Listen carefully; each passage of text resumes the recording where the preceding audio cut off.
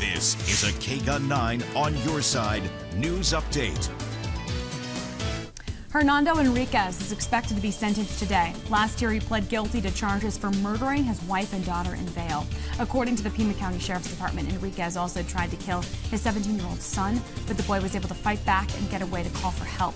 Enriquez is looking at life in prison without the possibility of early release, guaranteeing 25 years behind bars. Tucson police responded to a call Saturday morning about a woman who had been struck on the west side, first by one vehicle, then another. The woman has been identified as 40-year-old Robin Merrick.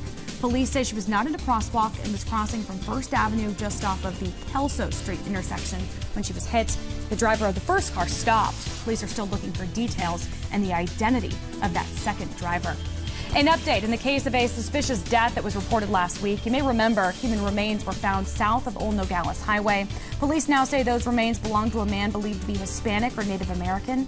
TPD also says he has a tattoo on each of his shins. The right shin has an Arizona Wildcat tattoo with the words "Love It" underneath, and the left has the letters TUC with the words "Hate It" below.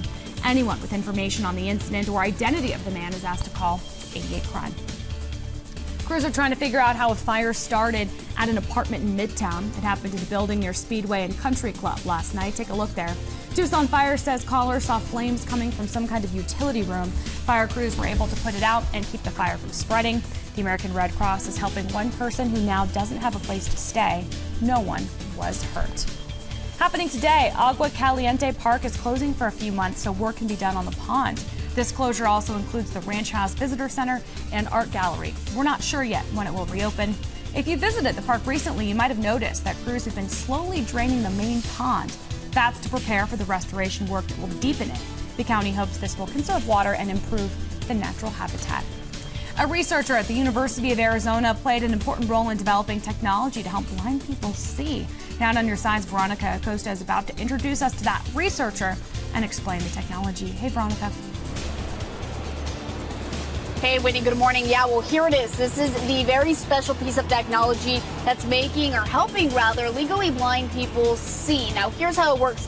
It has a small camera on the front. It'll take an image and then it'll project that image on two small screens that are on the inside of these very special glasses. Now, they were developed by a company called eSight. That company is based in Canada, and it's not only helped folks in Canada, but also in the U.S. and, of course, other countries all across the world who are legally blind get the chance to see.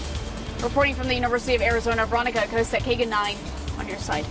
Such an interesting story. Thank you so much, Veronica. Now, let's head over to April for a quick look outside. April, it was hot this weekend. It was hot. It was cooler than the excessive heat, but still very much above average, and we're staying there for the next several days. We have already started to go back up with our temperature as of right now. We briefly dipped to about 78, and now we're back up to 80 degrees. So we're going to see that climb now, starting now and then continuing probably to almost 100 by noon, and then we're going to see 104 for the official high today. The excessive heat warning, you guys, that's Tuesday and Wednesday. Please heed all the warnings, drink lots of water, and find the cool places. A chance for rain and cooler temps for the weekend.